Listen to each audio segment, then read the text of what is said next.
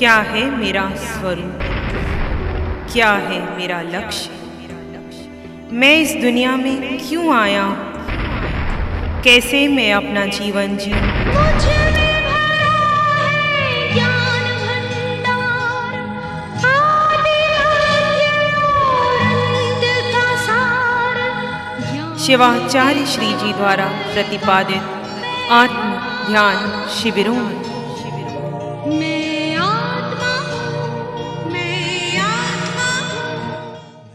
अनंत ज्ञान मेरे पास है, अनंत दर्शन मेरे पास है, अनंत सुख मेरे पास है, अनंत शक्ति मेरे पास है। मैं निराकार हूँ। आत्मा के जब जड़ और जीव का भेद करते हो और जीव में स्थित रहने का प्रयास करते हो, ऐ गुरु लघु मैं निराकार हूँ, मैं न हल्का हूँ ना ऐ गुरु लघु। जीव का आत्मा का ना वजन है, न हल्का है ना भारी है, और मैं क्षायक समकत मेरा गुण है, और मेरा लक्ष्य सिद्धालय है, सिद्ध अवस्था, ये 8 गुणों की संपदा जब मेरे पास है तो मुझे क्या चाहिए। जब वैराग्य आता है, जब आप देखते हैं ना, जब किसी को वैराग्य होता है और वो दीक्षा लेना चाहता है, या साधु या लड़का या लड़की या साधु या साध्वी, तो उसको कितना प्रलोभन देते हैं, मुझे कुछ नहीं चाहिए, सब ले जाओ, सब कुछ नहीं। वैराग्य जब सच्चा वैराग्य आता है तो मुझे संसार से कुछ नहीं चाहिए, मैं अकेला। और वीतरागता, बोलो वीतरागता क्या? समभाव, ना काहूँ से दोस्ती ना काहूँ से राग। वीतराग, भगवान वीतराग कहते हैं, ना किसी से राग करते, ना द्वेष करते, ना मोह करते, ना माया। त्याग, वैराग्य और वीतरागता, आज हम उस वीतरागता की चर्चा करने जा रहे हैं। वृत्ति मात्र का त्याग करने से जीवात्मा, वृत्ति जो समस्त योगों का निरोध कर देता है, वो अनिवृत्तिकरण को प्राप्त करनकार केवल ही होकर बाकी बचे हुए 4 कर्मों को वेदनीय, आयु, नाम और गोत्र को खपाता है, फिर सिद्ध, बुद्ध और मुक्त होकर के शांत हो जाता है और सब दुखों का अंत कर देता है। आत्मा की 3 अवस्थाएं हैं, अशुभ, शुभ और शुद्ध। अशुभ किसे कहते हैं? आत्मा अशुभ आत्मा है, एक शुद्ध आत्मा है, एक शुभ आत्मा है, एक शुद्ध आत्मा है। अशुभ आत्मा कौन सी होगी? जो विषय कषाओं के 5 इंद्रियों के 23 विषय, क्रोध, मान, माया, लोभ में उलझी हुई है, जिसको धर्म का, कर्म का कुछ नहीं, बस खाना पीना, मौज करना, ऐशो आराम करना, विषय कषाओं से जो आवृत आत्मा है वो अशुभ है। उसकी गति क्या है? या तो त्र्यंच पशु बनेगा या नरक में जाएगा।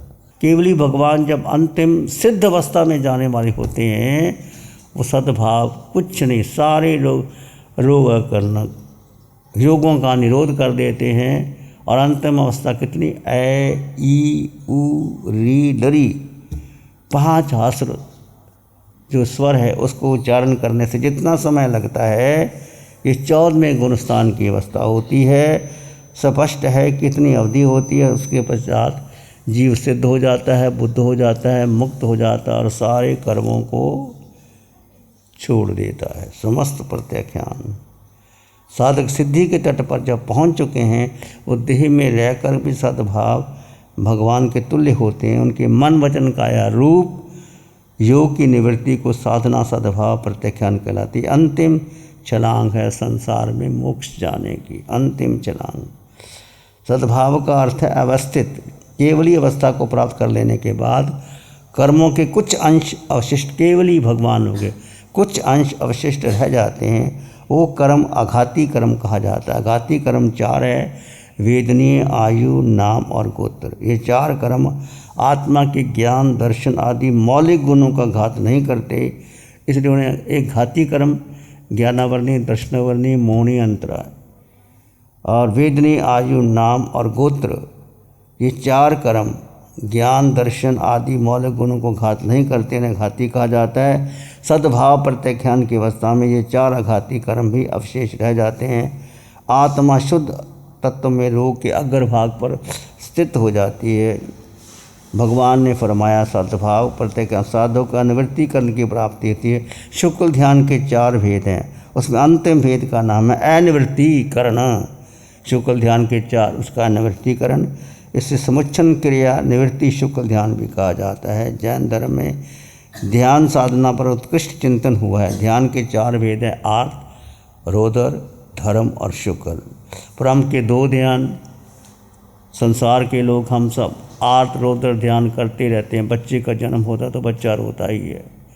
कोई चीज़ ना मिले, खिलौना टूट जाए, बच्चा रोता है। बच्चे को चीज़ ना मिले, बच्चा रोता है। आपको भी किसी के पास शिकायत करना, क्रिया प्रतिक्रिया करना, ये चाहिए, ये नहीं चाहिए, ये होना, ये नहीं चाहिए, ये आर्त रौद्र ध्यान। रौद्र का ध्यान है कि एक व्यक्ति ने जब दूसरे व्यक्ति को बाधा उत्पन्न करता है, प्रथम व्यक्ति को क्रोध उत्पन्न होता है, अपमानित होकर के उसको बहुत चिल्लाता है, झगड़ा करता है, रौद्र रूप धारण कर लेता है क्रोध का, वो रौद्र ध्यान है। आर्त रौद्र ध्यान करने वाला व्यक्ति या तो पशु में जाता है या नरक में जाता है। धर्म ध्यान। धर्म ध्यान का अर्थ है व्यक्ति स्वाध्याय किया, जैसे आप प्रवचन सुनते हैं, स्वाध्याय करते हैं, माला जप पाठ आदि करते हैं, अनापूर्वी पढ़ते हैं, ये सब धर्म ध्यान के अंतर्गत। इसमें चित्त एकाग्र हो जाता है। जप तप में चित्त की तन्मयता का नाम धर्म ध्यान है। धर्म ध्यान का आराधक व्यक्ति लाभ अलाभ, सुख दुख, जय पराजय, सफलता असफलता का चिंतन नहीं करता और जीवन का अंग मान देता है। कहते हैं एक औरंगजेब की पुत्री जेबुनिसा, जो औरंगजेब कट्टर मुसलमान था और उसने कितने मंदिरों को तोड़ा, कितने लोगों को मरवाया, कैसा था, अपने भाई का सिर काट लिया उसने और अपने पिता को जेल में बंद कर दिया। औरंगजेब के अंदर ऐसा कट्टर मुसलमान था, लोग डरते थे। परंतु उसकी बेटी जेबुनिसा, उसका उस पर कोई किंचित प्रभाव नहीं था। वो किसको मानती थी? वो कृष्ण को मानती थी। मुसलमान होते वो कृष्ण भक्त थे और उनकी गहरी आस्था उपनिषदों पर थी। जेबुनिसा की उसकी औरंगजेब की पत्नी, और उसकी आस्था उपनिषदों पर थी, कृष्ण की भक्त की, मंदिर में जाया करती थी। कहते एक बार उसकी दासी से बहुत कीमती दर्पण, राजा महाराजाओं का दर्पण बहुत कीमती होता है, और टूट गया। जब दासी के हाथ से वो बर्तन टूटा तो दासी घबरा गई, ठिठक गई। अब मुझे क्या देंगे? क्या मुझे बाहर निकाल देगी, नौकरी से निकाल देगी, या मुझे कैसे दंड देगी? ठिठक गई। परंतु जब जेबुनिसा को पता लगा, उसने किंचित मात्र क्रोध नहीं किया। कहा अच्छा हुआ कि एक सौंदर्य प्रसाधन का साधन कम हो गया। श्रृंगार जिस किया जाता है, यदि वो शीशा नहीं है तो एक कम हो गया, कोई बात नहीं, टूट गया तो टूट गया। तुम्हारे हाथ से टूटा, मेरे हाथ से टूट सकता था। यह साधक का लक्षण। आप घर में रहते हैं, आप बहुत कीमती सामान बाज़ार से लेके आए हैं और ला के रखा है, नौकर के हाथ से वो गिलास, वो कीमती फर्नी टूट जाता है तो कई बार आपको बहुत गुस्सा आता है, कैसे टूट गया, क्यों टूट गया, देखा नहीं, करता नहीं। उस समय आप विचार करो कि मेरे हाथ से भी टूट सकता था, किसी के हाथ से भी टूट सकता था। कांच का गिलास, बेलदार बूटों वाला, बहुत कीमती लेके आए, गिलास लाए, थाली लाए, कुछ लाए, वो गिर गया। तो उस समय आप शांत रहते हैं, मौन रहते हैं और अपने समान समझते हैं कि वो भी मेरे जैसा ही है, कोई बात नहीं, टूट गया तो कोई बात नहीं। ऐसा ही विचार करना चाहिए। ये है धर्म का लक्षण। जीव में धर्म आया कि नहीं। यदि आप में धर्म का लक्षण है तो आप क्षमा कर दोगे, मैत्री करुणा का भाव रखोगे, क्योंकि सब में समान आत्मा है। क्रोध, मान, माया, लोभ, राग, द्वेष, ये बहुत कर्मों का बंधन कर देते हैं। क्षण भर का क्रोध पता नहीं व्यक्ति को कहाँ ले जाता है। मान कि मेरे जैसा व्यक्ति, मैं ऐसा करता हूँ, मैं ऐसा करता हूँ। क्रोध, मान, माया, लोभ, ये चंडाल चौकड़ी है जिससे अनंत जन्म बिगड़ जाते हैं। ये नहीं करना चाहिए। तो ये शुक्ल ध्यान का सर्वोच्च स्वरूप है। जब तब स्वाध्याय से जब साधक परिपक्व हो जाता है तो धर्म ध्यान से शुक्ल ध्यान में प्रवेश। शुक्ल ध्यान का अर्थ शुद्ध श्वेत आकाश जब शुद्ध निर्मल स्वच्छ होता है। जब कभी आप देखते हैं गंगा के किनारे या समुद्र शांत, कोई तरंग नहीं, कोई लहर नहीं, एकदम शांत, और जाते ही आपका चेहरा पूरा के पूरा दिखाई देता है। वो शुक्ल ध्यान में विचारों की विदायगी हो जाती है, शांत झील हो जैसा हो जाता है। शुक्ल ध्यानी साधक का चित्त शांत हो जाता है, उसमें विचारों की उर्मियाँ उत्पन्न हो जाती है। भगवान महावीर साधना के समय कितने कष्ट आए, वो शुक्ल ध्यान में रहते थे,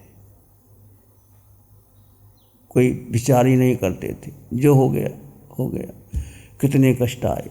और अभी शिवेंद्र स्वामी भगवान हम पर कृपा करते हैं कि पंचम काल में भी तुम शुक्ल ध्यान की आराधना कर सकते हो। खंडित हो जाए, अखंडित भी हो जाए, अखंडित 24 घंटे शुक्ल ध्यान में रह गए तो आपको क्षय संकट हो गए। 48 मिनट पार कर गए तो केवल ज्ञान हो। शुक्ल ध्यान कितनी कीमत है। एक एक मिनट से बढ़ाओ शुक्ल ध्यान को, एक एक मिनट, 2-2 मिनट, 4-4 मिनट। जैसे बच्चे को आप रुपये देते हैं, पैसा देते हैं, वो गुल्लक बना लेते हैं और डालते हैं। जब गुल्लक भर जाता है तो बच्चे को कितनी खुशी होती है, इतने पैसे इकट्ठे हो गए। ऐसे ही जब आप समय में बैठो, ध्यान में बैठो। शुक्ल ध्यान कब होता है?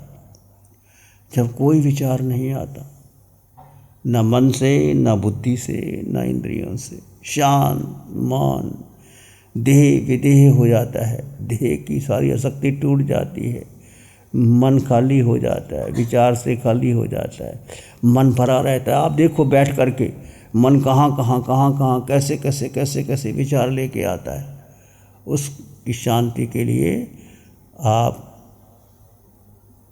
शांत हो करके अपने मन को, विचारों को, शुक्ल ध्यान के लिए नए विचारों को भरना नहीं। जैसे आप किसी के पास जाए, जो व्यक्ति नहीं जानता, साधना नहीं करता, उसके पास जाओगे, संसार में ये हो गया, उसके घर में ये हो गया, मेरे घर में ये हो गया। जब आप चर्चा करोगे आपस में घर में, तो शुक्ल ध्यान की धारा खंडित होती है। भगवान कहते हैं संसारियों से अधिक चर्चा भी नहीं करना, बात भी नहीं करना। उसके घर में क्या, मेरे घर में क्या, संसार में क्या हो गया, वो क्या कर रहा है, क्या नहीं कर रहा, सब छोड़ दो। केवल अपने में स्थित हो करके अपने को जीव को जान करके, जीव पर श्रद्धा रख करके, जीव की वृत्ति जा करके, जीव जब जीव में स्थित होता है वो शुक्ल ध्यान को प्राप्त करता है। इसलिए साधक को शुक्ल ध्यान का अभ्यास करना ही चाहिए। शुक्ल ध्यान से पुराने कर्मों की नजरा हो जाती है और नए कर्मों का बंधन नहीं होता। जया जोगे निरुंभिता सलेसिंग परिवज्जयी, जया जोगे निरुभंता सलेसिंग परिवज्जयी, तया कम्मं खवितानंग सिद्धि गच्छई नीरियो, जया कम्मं खवितानंग सिद्धि गच्छई नीरियो, तया लोभमर्थे सिद्धो हवई सास्यो। 10वें कारक सूत्र के 4थे अध्ययन में 24-25वीं गाथा है। जब साधक योग मन वचन काया तीनों का निरोध करता है। शैलेशी का मतलब पर्वत, जैसे मेरू पर्वत, कितने आंधी तूफान आ जाए, मेरू पर्वत को कुछ फर्क नहीं पड़ता। उसको शैलेशी अवस्था कहते हैं। शैल पर्वत की बस शैलेशी अवस्था को प्राप्त करता है। तत्पश्चात समस्त कर्मों का क्षय करके लोक के अग्रभाग तक पहुंचता है, शाश्वत सिद्धि को प्राप्त करता है, कर्मों को नष्ट कर देता है, आत्मा सिद्ध बुद्ध और मुक्त हो जाती है। जिस साधक की अंतिम अवस्था, अंतिम परिणाम है। जया जोगे निर्बंती सलेसिंग परिवज्जयी, तया कम्मं कवितानंग, सारे कर्मों को क्षय करके शैल की भांति करके और सिद्ध गति को प्राप्त कर देता है और वहाँ पहुँच करके आत्मा सिद्ध बुद्ध और मुक्त हो जाता है। ये सद्भाव का प्रत्याख्यान। तो आप भी, हम भी इस बात पर चिंतन करें, विचार करें। आत्मोदर ध्यान छोड़ें, धर्म ध्यान तो आप करते ही हैं। धर्म ध्यान शुभ है, अशुभ से शुद्ध की ओर आएँ। या कोई विचार, कोई परंपरा, कोई धारणा, कुछ नहीं, मात्र जी में स्थित रहने का पुरुषार्थ। नमो अरिहंतानंग, नमो सिद्धानंग, नमो आर्यानंग, नमो अवध्यायानंग, नमो लोय सब सावनम, धम्म मंगल मुखी ठम अहिंसा संयमो तब, देवावितंग नमं संति जस धम्म श्यामन। श्री चत्तारी मंगलम, अरहंता मंगलम, सिद्धा मंगलम, साहू मंगलम, केवली पाणत्तो धम्मो मंगलम।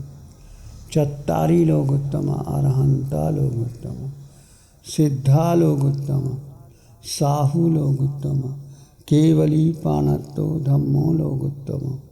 चत्तारी शरणं पवज्जाम, अरहंते शरणं पवज्जाम, सिद्धे शरणं पवज्जाम, साहू शरणं पवज्जाम, केवली पाणत्तं धम्मं शरणं पवज्जाम।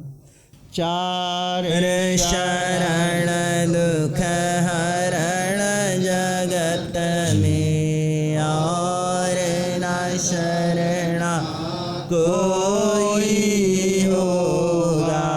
जो भव्य प्राणी करे आराधन, उसका अजर अमर पद होगा, उसका सदा ही मंगल होगा।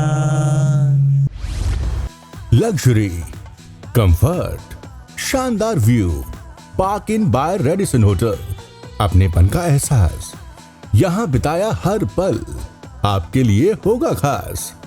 यहाँ के अमेजिंग रूम्स, बैंक्वेट हॉल, तमाम प्रकार के प्योर वेज जैन फूड, जिंदा दिल लोगों के खूबसूरत शहर सूरत में रेडिसन ग्रुप की स्टार रेटेड लग्जूरियस होटलों में सबसे अग्रणी है Park Inn by Radisson hotel. एक बार अवश्य विजिट करें। सूरत अडाजन में Park Inn by Radisson hotel, project by Sumeru group, Shri Babulal Mandot, Surat. गुरु हमको ऐसी कृपा दृष्टि दे।